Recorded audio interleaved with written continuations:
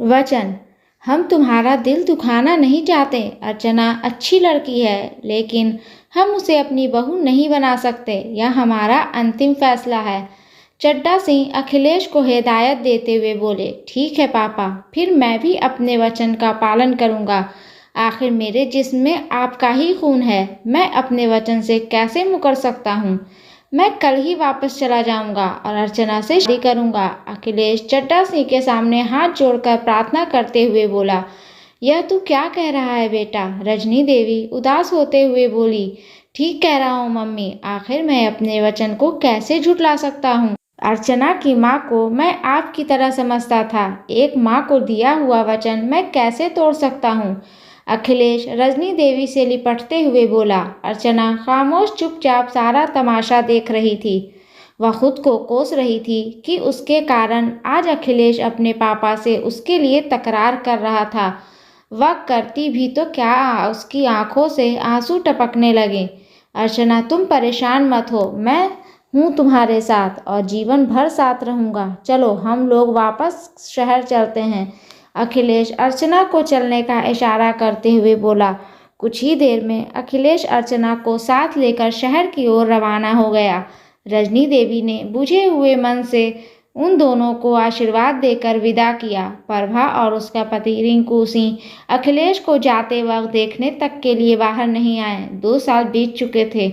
अखिलेश और अर्चना को एक हुए। वह अब 2 नहीं थे, 3 हो चुके थे। एक नन्ही सी गुड़िया उन दोनों के साथ खेलने के लिए मौजूद थी। अखिलेश के मोबाइल पर किसी के कॉल आ रही थी। अर्चना देखो किसका फ़ोन है। अखिलेश अर्चना की ओर देखते हुए बोला, हेलो कौन। दूसरी तरफ से रजनी देवी की आवाज़ आई, मम्मी प्रणाम, कैसी हैं आप। अर्चना सम्मानपूर्वक बोली। कुछ देर बात करने के बाद अर्चना घबरा गई और फ़ोन रखते हुए बोली, चलिए हमें आज ही गांव चलना है। अर्चना घबराए लहजे में अखिलेश से बोली। अर्चना घबरा क्यों रही हो, क्या हुआ। मम्मी पापा ठीक है ना। हाँ ठीक हैं, बस हमें गांव चलना है बस, कहकर अर्चना खामोश हो गई। तुम तो जानती हो पापा नाराज हैं, जब वह बुलाएंगे तभी मैं जाऊंगा। अखिलेश उदास होते हुए बोला। अर्चना ने बिना रुके रजनी देवी से हुई बातें अखिलेश को बताई, जिसे सुनकर अखिलेश के होश उड़ गए। वह अपने ऑफिस में सूचना देकर बिना देर किए अर्चना और अपनी नन्ही गुड़िया को लेकर गांव की ओर निकल पड़ा। रजनी देवी अर्चना और अखिलेश से लिपटकर फूट फूट कर रो रही थी। मम्मी आप चिंता मत करो, पापा ठीक हो जाएंगे, हम हैं ना आपके साथ। अखिलेश और अर्चना के साथ रजनी देवी से बोले।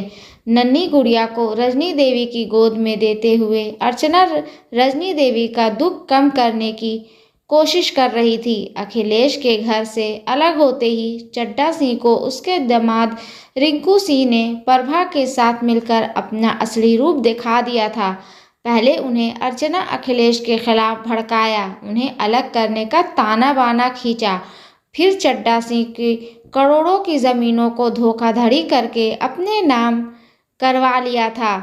चड्ढा सिंह अपनी बेटी और दामाद की धोखाधड़ी बर्दाश्त नहीं कर सके और अपने बेटे के साथ अन्याय करने के गम में उन्हें अटैक आ गया था। वह अस्पताल में जिंदगी और मौत से जूझ रहे थे। अखिलेश बिना देर किए अस्पताल की तरफ चल पड़ा।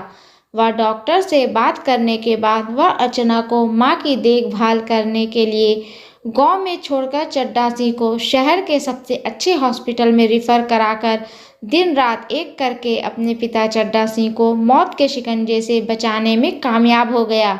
1 हफ्ता बीत चुका था। रजनी देवी अर्चना के साथ हॉस्पिटल में पहुंच चुकी थी। चड्ढा सिंह की हालत पूरी तरह ठीक हो चुकी थी। वह बैठे हुए थे। रजनी देवी उनके पास आते ही रोने लगी। अरे रोती क्यों हो, अभी मैं जिंदा हूँ। चड्ढा सिंह मुस्कुराते हुए बोले, यह लीजिए पापा आपकी नन्ही पोती। अर्चना नन्ही गुड़िया को चड्ढा सिंह की गोद में रखती हुई बोली। चड्ढा सिंह नन्ही गुड़िया को देखकर भाव विभोर हो गए। उसे दुलारते हुए उनकी आंखों से आंसू टपकने लगे। अर्चना बेटी, मुझे माफ़ कर दो, मैं तुम्हारे साथ अच्छा व्यवहार नहीं किया। क्या करती बेटा, नहीं, बहू बेटी ने तो दामाद के साथ मिलकर मुझे से मेरा बेटा, बहू, संपत्ति, नन्ही गुड़िया सब कुछ छीन कर मुझे मौत के मुंह में ढकेल दिया। मेरी मति भ्रष्ट कर दिया सिर्फ अपने मतलब और लालच के लिए। आज वही बेटा बहू मेरे लिए तड़प रहे हैं जिन्हें मैंने गले लगाने के बजाय दुत्कार दिया था। कहकर चड्ढा सिंह फूट फूट कर रोने लगे। पापा, आप ये क्या कह रहे हैं? हम आपसे कभी अलग थे ही नहीं। पापा, रोइए नहीं, अभी आप पूरी तरह ठीक नहीं हैं। अखिलेश चड्ढा सिंह को समझाते हुए बोला, लोग बहू को ही गलत समझते हैं, मगर आज की इस कलयुग में बेटी भी दामाद के साथ मिलकर धन दौलत की संपत्ति के लिए अपने माँ बाप से धोखा कर सकती है, यह हमें नहीं भूलना चाहिए। रजनी देवी गहरी सांस लेते हुए बोली, ठीक कहती हो रजनी, लेकिन मैं उनकी इस धोखाधड़ी के लिए उन्हें माफ़ नहीं करूंगा, और वही करूंगा जो एक धोखाबाज के लिए करना चाहिए।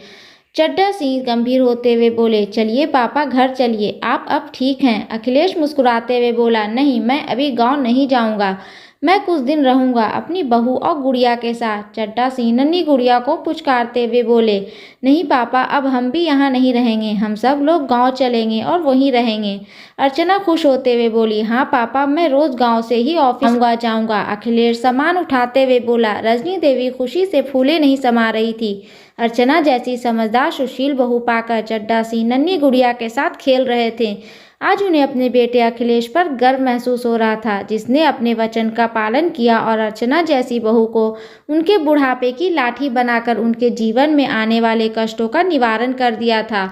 दोस्तों, ये स्टोरी आपको अच्छी लगे तो प्लीज़ इसे लाइक करें, शेयर करें एंड सब्सक्राइब करें।